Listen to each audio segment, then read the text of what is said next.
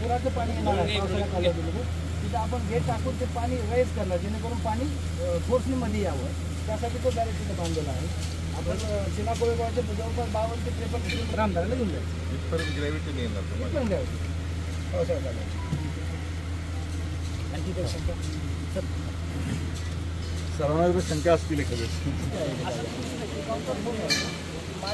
पाणी वजन आहे त्याला असं किती बसले बघा म्हणजे असं असं मातीच्या गावातलं तो कंपाऊंड करून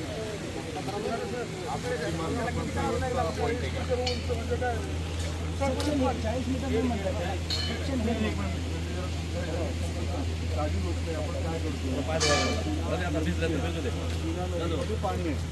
हे पाणी आपण इथे घाटणी बॅरेजमध्ये थांबवतो आपल्यासाठी आणि घाटणी बॅरेजमध्ये जे काही पाणी थांबतंय पुराचं पाणी असेल एक्सेस पाणी आहे ती इथनं पाणी उचलण्याची आहे. इथनं पाणी उचलून आपण कुठे नेतोय टप्प्याटप्प्याने रामधाराला नेतोय.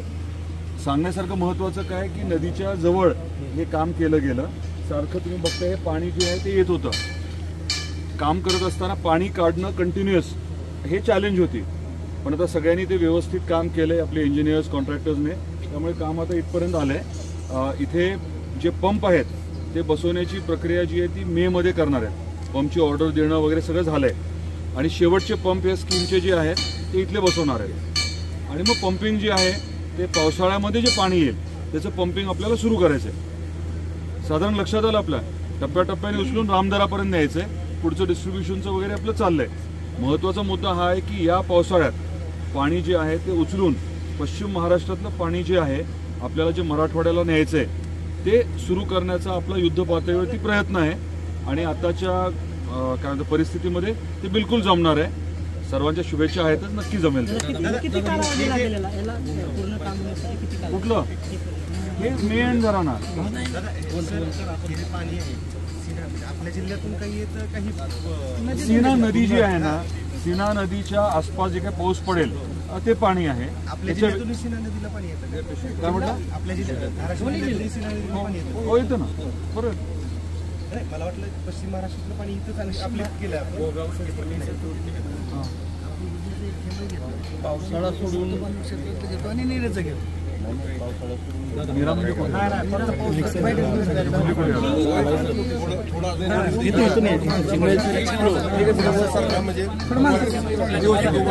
एक गोष्ट अजून एक तुम्ही रेकॉर्ड करताय ना अजून एक गोष्ट क्लिअर करावी. उजनीचं परसे पाणी आपण घेत नाहीये. उजनीच्या खाली वेगवेगळ्या स्रोतातून पाणी आणतोय आपण आणि पावसाचं पाणी असं ते आहे. हो 75 दिवस वर्षातले 75 दिवस पाणी पंप करून तुळजापूर तालुक्यामध्ये वेगवेगळे जे आपण स्टोरेज टँक केलेत पाणी साठा करण्याचं जे धरणं केलेत स्टोरेज टँकमध्ये ते पाणी साठवणार तिथनं ते डिस्ट्रीब्यूट होणार. वर्षातले 75 दिवस पंपिंग राहील. बरोबर आहे.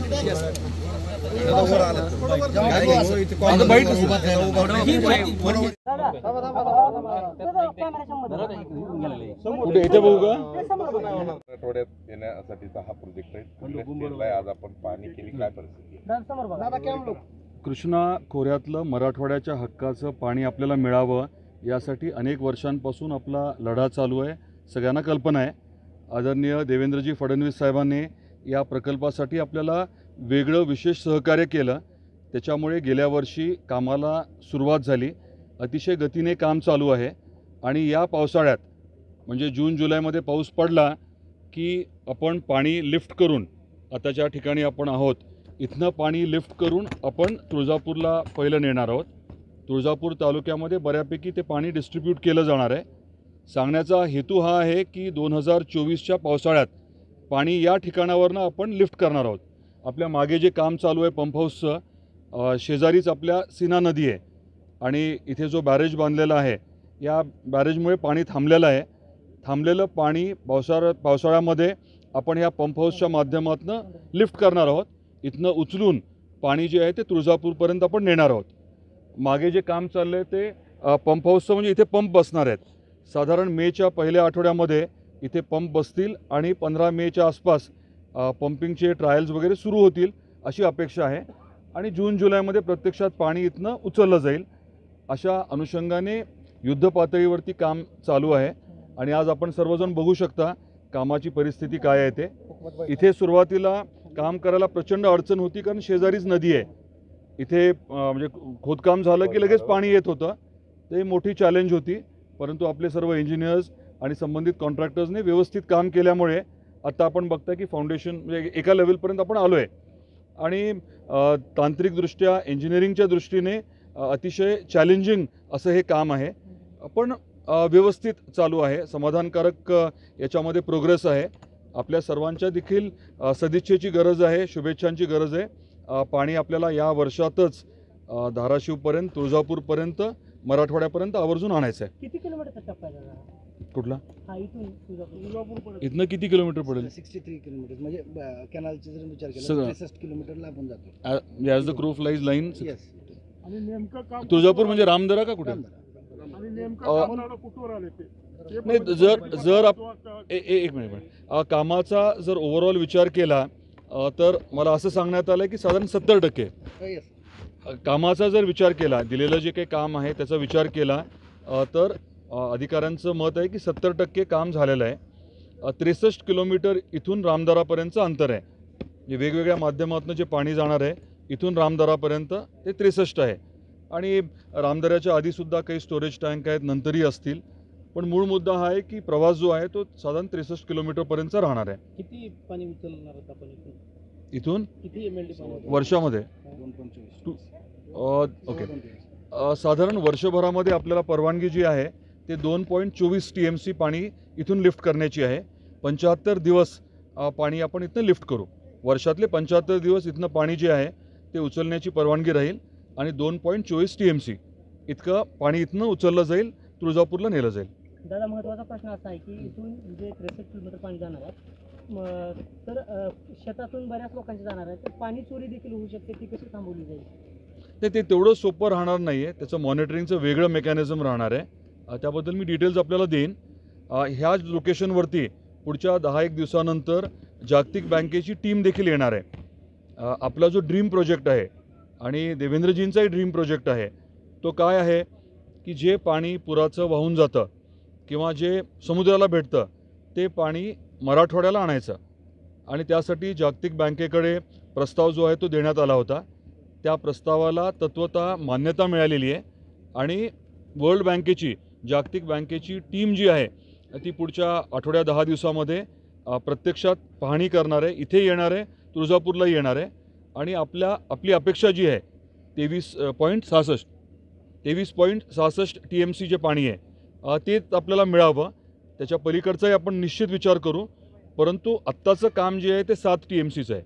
7 TMCच्या पलीकडच्या पाण्यासाठी आपल्याला हे कोल्हापूर, सांगलीकडचं पुराचं पाणी जे आणायचं आहे त्याला जागतिक बँकेने त्या प्रकल्पाला तत्वतः मंजुरी दिलेली आहे आणि त्यांची टीम येईल.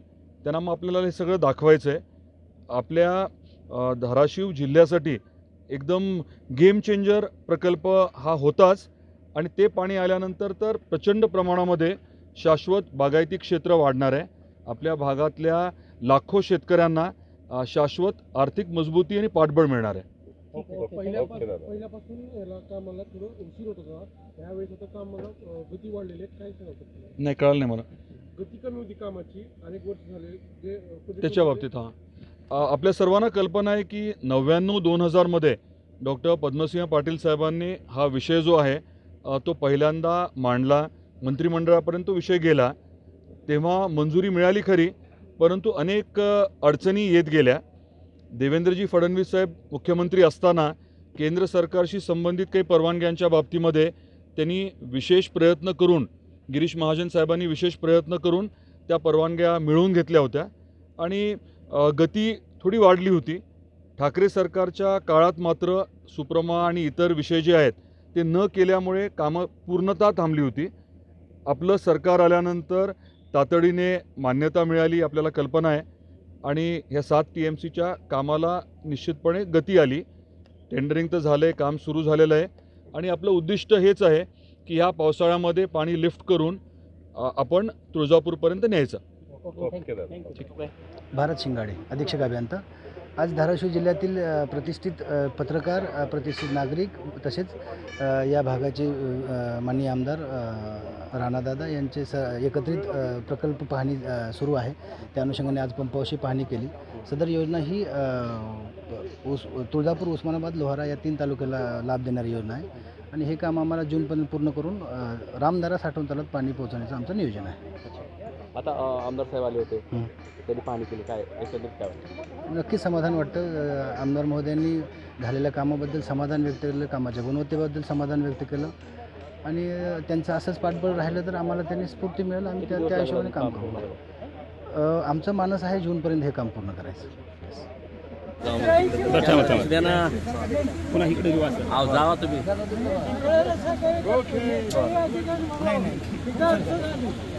आता उभी होती जमीन तुमचीच आहे. अरे वा.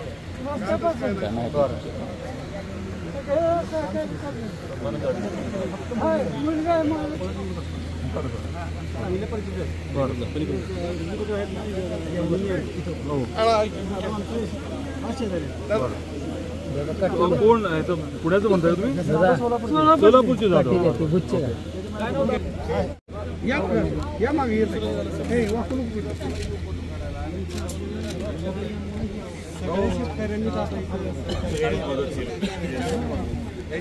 पण यांचे विशेष आभार ना.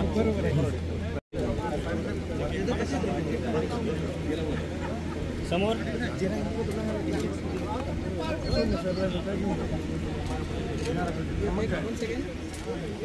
टुडे समाचार न्यूजमध्ये सर्व प्रेक्षकाचं स्वागत आहे. मी हुकमत मुलानी. आता कृष्णा मराठवाडा सिंचन प्रकल्पाचं काम सुरू आहे आणि इथं घाटणी प्रकल्पावर इथं आता भारतीय जनता पार्टीचे आमदार राणाजगजितसिंह पाटील यांनी दौरा केलेला आहे, पाहणी केलेली आहे. आमदार राणाजगजितसिंह पाटील आहेत. दादा, काय सांगाल तुम्ही? आता इथं पाहणी केलेली आहे प्रकल्पाची, घाटणी बॅरेजवर. आता आपण ज्या ठिकाणी आहोत आता आपण आहोत सीना नदीच्या शेजारी घाटणे बॅरेजच्या जवळचं हे पंप हाऊस. याच पंप हाऊसवरनं पाणी जे आहे ते साधारण 75 दिवस वर्षातले लिफ्ट केलं जाणार आहे. 2.54 TMC पाणी लिफ्ट करून आपण तुळजापूर, उमरगा, लोहाराकडे नेणार आहोत. साधारण 10-10.5 हजार हेक्टर जमीन ओलिताखाली येणार आहे. महत्त्वाचं म्हणजे कृष्णा खोऱ्याचं पाणी मराठवाड्याला नेण्याचं आपलं जे स्वप्न आहे ते यावर्षी साकार होणार आहे. आज आपण ही पाहणी केली. ह्या पंप हाऊसवरती मे महिन्यामध्ये पंप्स बसतील आणि जून-जुलैमध्ये जेव्हा पावसाळा असेल याच भागातून घाटणे बॅरेजमधनं पाणी जे आहे ते जून-जुलैमध्ये लिफ्टिंग सुरू होईल. म्हणजे प्रत्यक्षात इथलं पश्चिम महाराष्ट्रातलं पाणी मराठवाड्यामध्ये यायला सुरुवात होईल. शेतकऱ्यांना काय फायदा होणार आहे?